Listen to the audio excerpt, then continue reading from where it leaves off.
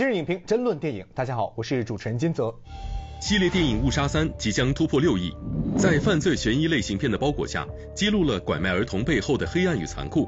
电影片尾的数字触目惊心，让观众看到了人口工厂的罪恶链条。《误杀3》把电影放大100倍就是现实的词条也引发热议。我觉得其实现实更残酷。本期节目我们邀请到自媒体博主勾手老大爷邓肯王彻，他的视频致力于给观众讲述大案奇案。今天我们将共同透过电影《误杀3》一起关注现实中的打拐事件。电影上映至今，讨论度最高的就是主角郑秉瑞，他在人设上从女儿被绑的受害者变成人口贩卖的加害者，在人性上手握2个遥控器的时候，仍然选择炸死女儿保住自己啊！就这样的一个人物，特别想问问您怎么样看待？我觉得片中郑秉瑞这个角色啊，他的人生中每一次选择呀，都是一步一步的把自己滑向了地狱。比如说他小时候在孤儿院，就是为了一颗糖果，主动选择帮助人贩子控制自己的小伙伴们。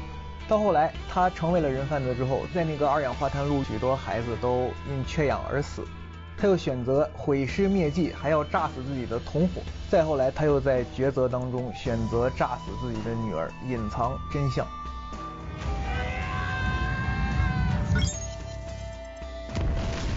所以影片最后在法院前的那一颗子弹，他选择扑向女儿，保护女儿。但无论如何，他的人生已经因为自己一步一步错的选择，已经堕入深渊了。所以到最后的时候，这颗子弹其实我们在看，打向他，那他是生死；打向他的女儿，那就是诛他的心。其实《误杀3》它和前作还是有挺大的不同。是的，《误杀1和2》啊，男主角啊其实更多的是一个被害者，他在用各种努力去拯救自己的孩子。从现在开始，爸爸不会再让你们受到伤害。而《误杀3》不一样，《误杀3》他本身郑秉瑞他就是一个恶人，从影片一开始，他的善良人格就已经被误杀掉了。这是一个特别好的问题。其实我们在创作的时候就把误和杀我们分开来理解。在杀对我看来就是犯罪元素，那么误是什么呢？其实这是我们反而越发需要讨论的。他真的只是不小心失误吗？我觉得更多的是误导，在人物角色层面上面去误导对手，在电影故事的叙事层面上面去误导观众，给到观众情理之中意料之外的结局。所以这个误在角色和叙事上面它达成了一个统一，所以误杀在我看来是悬疑犯罪的类型化的一个代表。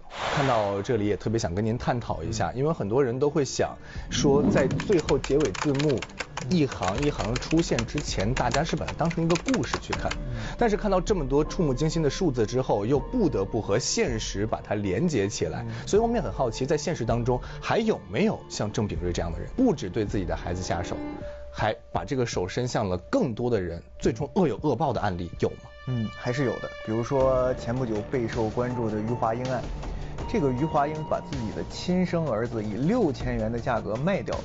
从那之后，他走上了人贩子的道路。比如媒体采访了一位叫杨柳花的姑娘，5岁的时候被余华英给拐卖走，然后余华英经常虐待她。杨柳花说，这么多年过去了，哪怕现在看见短发女人，因为这个余华英是短发，她还是会下意识的害怕。据统计，余华英这么多年来一共贩卖了17名妇女和儿童。2023年被依法判处死刑，24年底前不久维持原判。除了像余华英这种被绳之以法的，还有一些人贩子是自食恶果的，比如彭红菊事件。90年代的时候她和丈夫的团伙贩卖了80多名妇女儿童，其中10名儿童不幸在拐卖过程中死亡。很快警方侦破了这起案件，把这个团伙中的所有人除了她之外全都抓获了，判处了死刑、死缓、无期徒刑不等。而彭红菊自己一个人跑掉了，可没想到戏剧性的是彭红菊跑到了内蒙，她遇见了一个老乡，一个弟弟。这个弟弟跟她特别聊得来，然后有一天弟弟跟她说，姐，我在山西有一个做生意的大老板朋友，咱们一起去山西生活赚大钱吧。彭红菊信了，结果这个弟弟直接把他带到了一个特别偏僻的农村里，给他送到了一个老头面前。他之前无数次以人贩子、以卖家的身份去卖妇女和孩子，他没想到这一次他成了猎物。此后的10多年，彭红菊过着生不如死的生活，直到被公安机关抓获，等于还是把他给救出来了，然后绳之以法。一直把人当作商品去贩卖，自己也终成了商品。所以咱们老说这个恶有恶报，有一句台词在《误杀3》当中，我觉得正好能用上。你说我们会下地狱吗？这不就是地狱吗？与此同时，还有一句台词让大家更觉得扼腕叹息。有的孩子是孩子，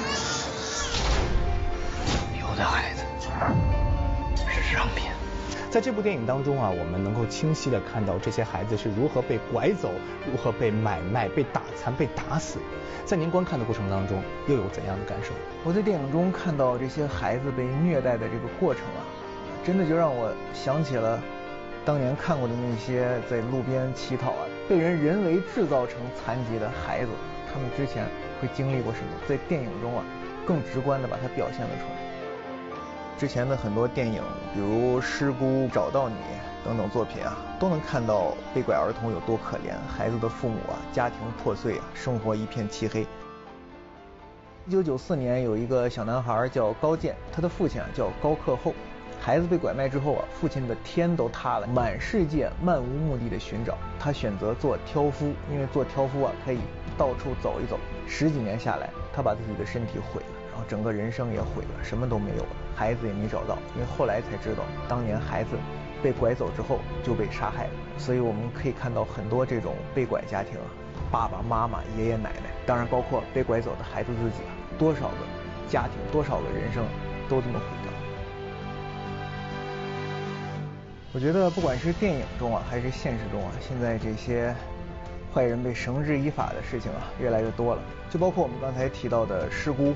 失孤的原型事件，两个人贩子呼富吉和唐丽霞也在去年底被一个判处了死缓，一个判处了无期徒刑。还有好多，比如说3大队的原型故事，和这些人贩子一样，不管你跑了多少年啊，公安机关现在都可以将你绳之以法。任务完成。我们也非常期待啊，通过我们这样的一系列的优秀的文艺作品，让更多我们社会当中真实被拐的孩子都能够找到自己的家，所有的人贩子都能被绳之以法，祝天下无拐。好的，非常感谢王彻的精彩解析。更多精彩内容，请关注1905电影网，下载1905电影网客户端，新片大片24小时直播。也感谢您收看本期今日影评，我们下期节目再见。再见。